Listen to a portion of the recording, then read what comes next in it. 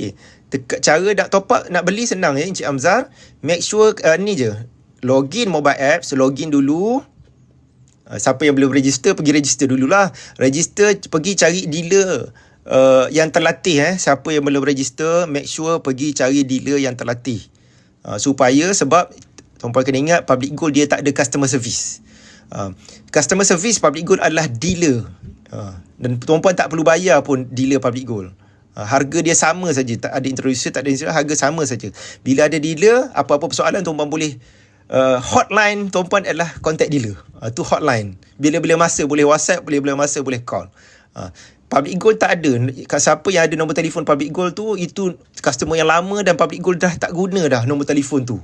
Memang call berpuluh-puluh kali memang tak ada orang angkat pun, sebab Public Gold dah tak guna dah nombor telefon yang dulu dekat branch tu. Okay, jadi tak ada, tuan-puan tak boleh contact. Sekarang ni sistem Public Gold dia guna helpdesk. Helpdesk tu saya rasa ramai customer Public Gold tak faham. Dealer Public Gold tahu.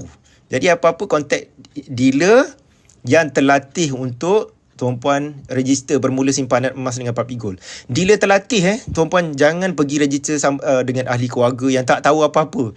Nanti tuan-puan ada masalah, dia tak tahu nak settle. Last kali tuan-puan kena cari dealer yang terlatih dan bayar dealer. Ada charge pula. Kalau tuan-puan nak minta dealer, tolong dealer lain, dia ada charge. Tuan-puan kena ambil masa dia. Kadang-kadang nak settle satu masalah tu mungkin ambil masa separuh hari. Dia ada charge. RM20 untuk satu urusan. Jadi make sure supaya tuan-puan tak kena charge macam tu, pergi cari dealer terlatih. Cara nak cari dealer terlatih mudah saja. Kalau dealer di bawah network G100 network, tuan-puan pergi tengok ni. Setiap dealer ni di bawah G100 network, dealer di bawah mentorship saya dengan 5G associate, dia akan ada lah dia punya website dia ni. Website dia ni, kalau dia ada tulis, kalau ada tick kat sini, maksudnya dealer tu adalah diiktiraf sebagai dealer yang terlatih. Dia tahulah at least 90% masalah customer dia tahu nak settle. Tapi kalau dealer yang tak ada tick macam ni, maksudnya dia tak join training. Dia dealer tapi tak join training, ataupun join training tak cukup. Jadi banyak benda yang dia tak tahu. Supaya tuan-puan jimat duit dan jimat masa, pergi cari dealer terlatih sebelum register dengan mana-mana nak mulakan simpanan emas dengan Public Gold. Okay. Bila dah mula, tuan-puan nak buat pembelian macam mana? Klik top up ni. Okay. Top up. Okay. Top up ni, Public Gold tuan-puan boleh top up serendah RM100 pun boleh.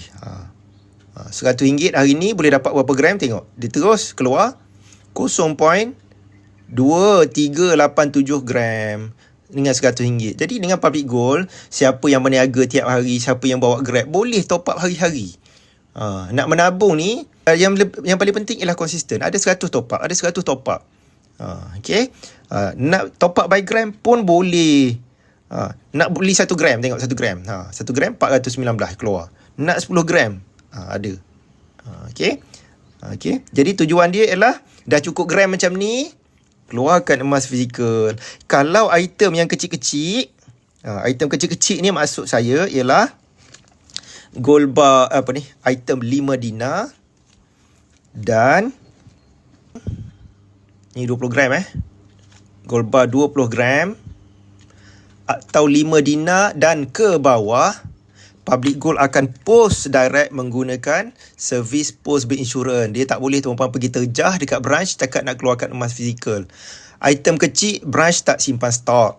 Branch cuma simpan stok item yang besar-besar. Item yang besar-besar maksud saya ialah kalau dinar, 10 dinar. Kalau gold bar, 50 gram dan ke atas. Yang ni Public Gold tak boleh post. Public Gold akan kena set appointment dan collect dekat branch. Branch akan simpan stok-stok yang besar macam ni. Yang ni gold bar 100 gram. Yang ni cepat dia ni kalau tuan-puan nak dapat ni dekat branch. Item yang kecil-kecil tak ada. Semua Public Gold post direct daripada kilang di Penang.